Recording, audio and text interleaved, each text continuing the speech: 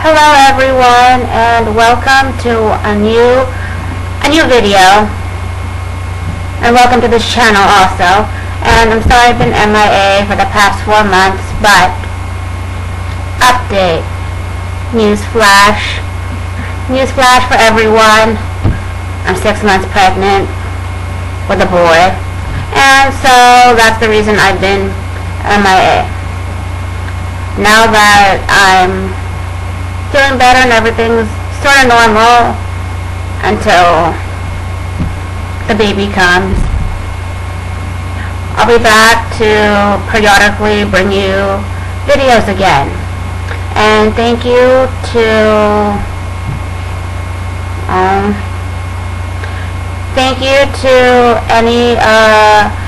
to my new subscriber. I'm sorry if I forgot your name, but since you're in private, I can't see you on my list of subscribers. So, but thank you for subscribing to my page, and hope that many of you will come and join me again and watch my new videos. And today I have for you how recovering people pleasers can discover what they really want. And for those of you, there's a lot of people who are maybe not as adults as much, but more like teenagers and kids. They want to be people pleasers because they want to make friends. So they'll do whatever it takes, like I did when I was a kid. When I was a teenager, I did, so I would have friends. I'd be a people pleaser and do whatever was necessary to make and have and keep friends. Now I don't really care as much. It's more quality versus quantity. When you say yes to others, make sure you're not saying no to yourself. It's a quote from Paulo Coelho, and that's true. Also, as a people pleaser, you always are saying yes to filling your life with the needs of people, helping people, hanging out with them, and doing everything that revolves around people. And then you realize that there's no more time for yourself. So you have to learn to say no. You have to learn to say no and take one day a week for yourself. People pleasers regularly subvert their own needs for the needs of others. We spent years saying yes when we mean no, signing up for commitments we'd rather avoid, and occupying our minds with others' desires. And of course, you don't want to just say no. You don't want to just say yes because you want to please someone, and then whatever you're doing, you're not happy doing, or you're bored, or it's just not your thing. Then stand up for yourself and say no. And if they ask for a reason, then you give them your honest reason. And if they don't like it, then they're not a real friend, or they're not a real person to keep relation with. If they understand, then they'll still continue to be a good friend to you, or a good person to keep relation with. When we finally clear out the clutter to put ourselves first, we look around the empty space, bewildered with endless questions. What do we want? What does true happiness look like for us? What would life lived on our own terms be like? Well, when you have free time for yourself, after always being a people pleaser all the time, of course you're going to ask yourself these questions. What do we want? What does our happiness look like for us? What will our life lived on our own terms be like, you know? Then you start to find hobbies and things to occupy yourself on those times, and you'll always be happy when you have your me time. For me, these questions once provoked anxiety. I'd spent a lifetime catering to my parents, friends, colleagues, and lovers, anyone but myself. By asking what I really wanted, I was looking my fear straight in the eye. My fear of being responsible for my own happiness. My fear of what I wish for. I mean, you're not going to find it instantly, but of course you're going to say what I'm going to do for myself now. Oh, I can catch up on the shows that I can catch up on TV shows. I can start reading again. I can start, doing whatever that is that you enjoy doing or want to try. Those are just two examples. These fears are both potent and entirely surmountable. We're brave enough to connect with our innermost desires. When we're strongly connected to our dreams and desires, we begin to set boundaries with other people so we can reach them. Slowly start finding the confidence to speak our truth. Our dreams and desires remind us how communicating authentically will change our lives and lives of our loved ones for the better. Of course, you have to communicate authentically and say what's on your mind. You can't just agree because you want to please others. You have to be able to please yourself first. If you don't like something, say no and find something else to fill that time. If you just want to chill by yourself, there's nothing wrong with that either. That's your choice. If that's the way you want to fill your time and it makes you happy. I mean, other people have to understand. And if they don't, then are they really someone you want in your life?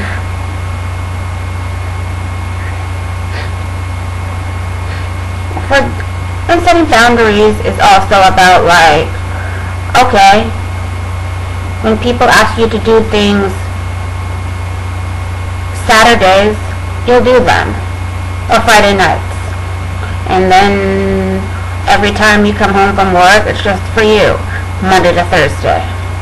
And say Sunday, maybe you'll do something in the afternoon, but then the morning and the evening is for you. And that's an example of finding time for yourself and time for others. And you pencil it in your calendar and you put it on your calendar saying me time and people-pleasing time. Well, whatever the activity is, that's what you're going to write in your calendar. You're not going to write people-pleaser time. For this reason, we recovering people-pleasers need to reclaim our familiarity with our inner voice and innermost needs. We cannot communicate authentically with others if we can't communicate authentically with our inner selves. Yeah, because you're going to be a broken person if you're just out for others and then you never give any time for yourself. You may not feel it right away that it's eating at you, but eventually it'll be there. And you'll start to feel the need to back out and say no sometimes. In my journey to overcome people-pleasing, I've learned a few helpful tricks to connect with my innermost self and recover what I really want in all areas of my life. Perhaps one or more of these methods may help you do the same.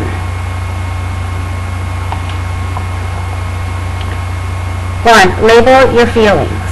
As I mentioned in my post on setting boundaries, many of us have become so attuned to the feelings of others that our own feelings are elusive strangers, entirely unrecognizable to us. Because you may ignore how you're feeling, but if that other person is feeling joy because you're helping them with something, that's all you know, and you don't listen to what your body says, but it's not making me happy. Or maybe you do things that make you happy with others, but some things not. Our feelings are critical guideposts as we learn to prioritize our own needs. If we're able to identify and own them, we can rebuild a connection to our feelings by noticing their presence in our bodies and hearts. Yes. Before you say yes to someone, think about how it's going to make you feel. If it's going to make you feel happy doing whatever it is with that person, great. Go ahead and do it. If you stop and think before you answer and you say, no, it's not going to make me happy because I don't like doing this thing, like going running, then don't do it because the other person wants you to. Say no and go with that and say, I don't like running, then don't do it, and then fill that time with something else. First, we must learn to give ourselves permission to be excited, inspired, and desirous. I often notice these feelings when they appear as fluttering in my chest or tingling down my spine. These feelings signal that I'm moving towards something that excites me. Yes, listen to yourself and what your body and mind and soul are telling you. If, like me, you've spent a lifetime motivated by guilt and anxiety, your positive emotions can starkly illuminate the activities and relationships that bring you pure joy. We can also learn from feelings that are challenging or unpleasant, once we're able to identify them. Instead of glossing over anxiety, overwhelm, and anger, we can notice these feelings as pits in our stomachs, pressure in our chests, and tightness in our throats. These feelings might be signals that something isn't right, or that we need to set boundaries with others. Of course, if you feel pain in any parts of your body or anxiety about something, then of course, don't just ignore those signs. They're trying to tell you that whatever you're doing with that person is not something you want to be doing. 2. Leave the system.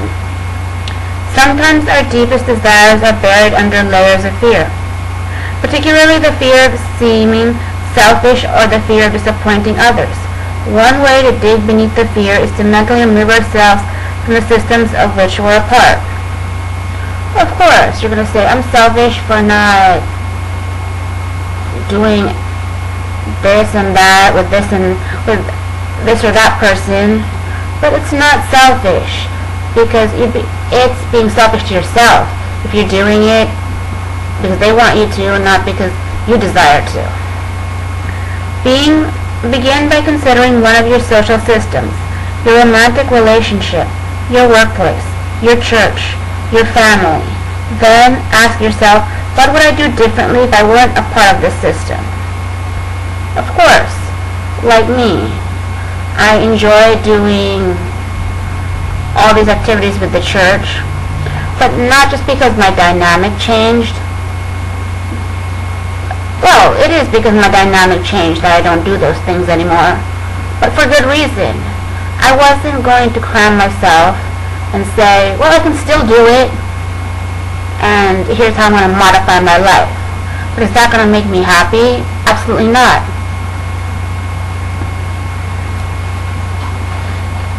Previously unacknowledged desires emerge when you extricate yourself from the pressures and influences of the system. Years ago, when I first did this exercise, I wrote in my journal, what would I do differently if I weren't in a relationship with my partner? I was amazed as my hand flew across the page, scribbling, sign up for dance class, go out with friends more, sleep in on Sundays. See, this person had her whole life revolving around her partner, that she didn't find time or have the time to do what she desired. But when she broke away from it, she was like, oh, here's what I can fill that time with. So that relationship was not the right one for her. Because you have to have a balance. Have a good relationship, but also at the same time not neglect the things that you wish you could do or you actually want to do. My answers helped me realize that I was suffocating my own desires out of fear of my partner's reactions. What I really wanted was right there on the page. Having the list enabled me to consider how I might carve out more space for my own desires within my relationship. Exactly that. You don't need to consider or your partner's reactions are. Because if it's an automatic, they don't agree with you, or they won't allow you to do it, then that's not the relationship for you. If they say, okay, you're going to dance class at this hour, have fun. And then later they can hang out with you, or you guys will hang out on another day because Monday nights don't work anymore because that's when you have your dance class, you know? You work around those things and you find a compromise. But if they're not willing to compromise with your desires and things you want to do around the relationship, then it's not worth it. 3. Make a wish. The first time I saw a life coach, she began our session with the simplest of questions. You were granted 3 wishes. What would you wish for? At first, I thought her question was contrived, but when I answered, 2 of my responses were illuminating. I wished for a healthier relationship with my family, and I wished to become fully self-employed in the career of my dreams. Then she looked me in the eye. You want these 2 things very much. I nodded. More than anything else in the world. I nodded again. She grinned. Then what have you been waiting for?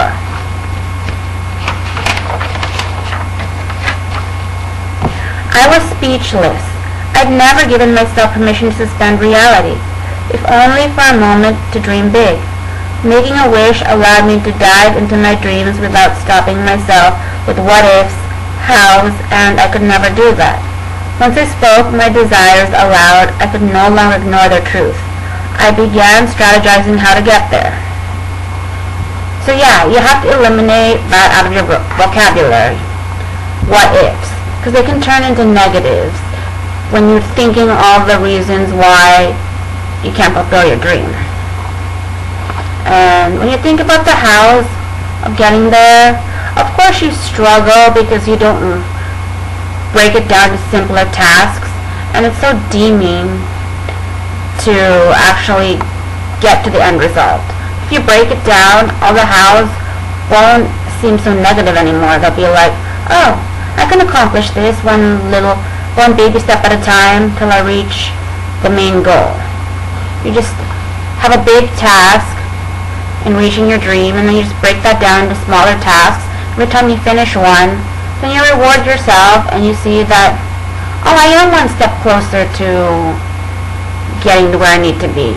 Even if it's like one big thing you have to do, but then you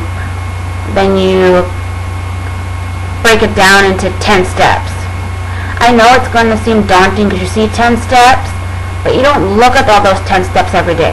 You look at the first step, and then you tell yourself, and you just focus on that first step. And once that first step is accomplished, no matter how long it took you, even if it took you months, once you accomplish it, you'll feel proud, you can celebrate. Then you move up the ladder and look at step number 2, until you reach step number 10, and then you can look at the overall picture and say, wow, okay, I reached my main goal, now on to the next goal. And then you keep going until you've reached all your goals and made your dream come true. And then you'll always have these big tasks to continue doing, but then that's how you go about it. And then you won't have any stress and anxiety. Because, I mean, you don't need to really set yourself deadlines. Just get them done. And then once it's done, then you create the deadline for it, and then you already have it done, so you can just submit it or present it or whatever you have to do. And don't ever say, just remove that out of your vocabulary, I could never do that. Because of course, if you think that you can't do something, then you're just gonna have that always revolving in your mind, and then you're just not going to want to do anything towards your goal. Practice suspending reality to discover what you crave. Imagine that you could make a wish that would be instantly granted. Or imagine that you could walk through a door in your ideal life waiting on the other side. What do you notice about those dreams? What desires do they demonstrate? 4. Weave a web of impact. One of the people pleaser's greatest challenges is the fear of being perceived as selfish or uncaring. I know this was true for me. Many of us believe that our worth comes from meeting others' needs. Sometimes we forget that speaking our truth positively impacts other people. I know it can positively impact someone, or it can negatively impact someone, but you can't just think about all the negative impacts, because then you'll never say no ever. Take a moment to ask yourself the question, if I spoke my truth and set firm boundaries, who else would benefit and how? Consider your partner, your friends, your colleagues, your children, passers-by on the street. Consider who you might serve as a role model, who might benefit from witnessing your strength and independence. Of course, everyone will benefit from that, because they'll see you as a happier person, not a begrudging person who is already tired and worn out from people pleasing all the time, and they're just trudging along. They may seem happy, but deep down inside, they may need to regenerate themselves and take time to restructure. You will quickly realize that speaking your truth has far-reaching benefits. Keep your list visible to remind yourself of the web of impact on your new habits will have. Of course, changing will not always have positive impact right away, but just make a list of all the positive impacts that it has, and then you will see that it was worth it. It was worth doing it. Because if you're just focusing on the negative, of course you're not gonna have a stronger will to keep going. 5. Start small. Oh yeah, that's my number one. That's my number one thing that I would tell anyone. Start small. I know you have a big picture, but you're going to get there eventually. Just start small and work your way towards the big picture. If you've been in a habit of people pleasing for a long time, it may be challenging to immediately identify your own big dreams. You may feel that you truly don't know what you want right now, and that is totally normal. Living your truth and communicating authentically are muscles. When you exercise them regularly, they become stronger over time.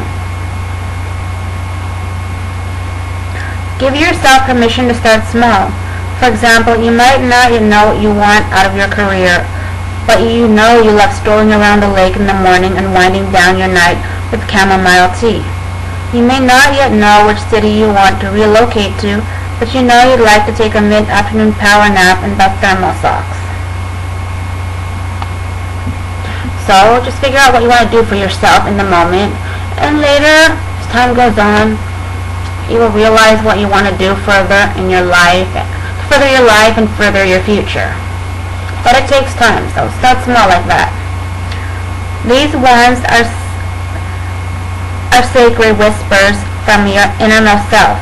Give your innermost self time to surface. By pursuing these small desires, you learn to trust yourself. You begin to realize that you're fully capable of being your own advocate and building the life you want. Pay special attention to how it feels to meet your needs. Be patient. With the passage of time, bigger dreams make themselves known in your heart. Authentic communication is a two-way street.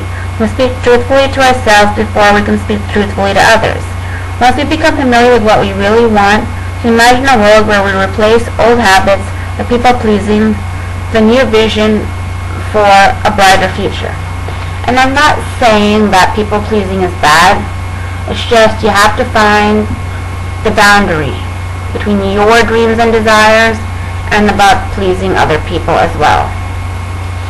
And with this, I leave you guys, and thank you for watching my videos.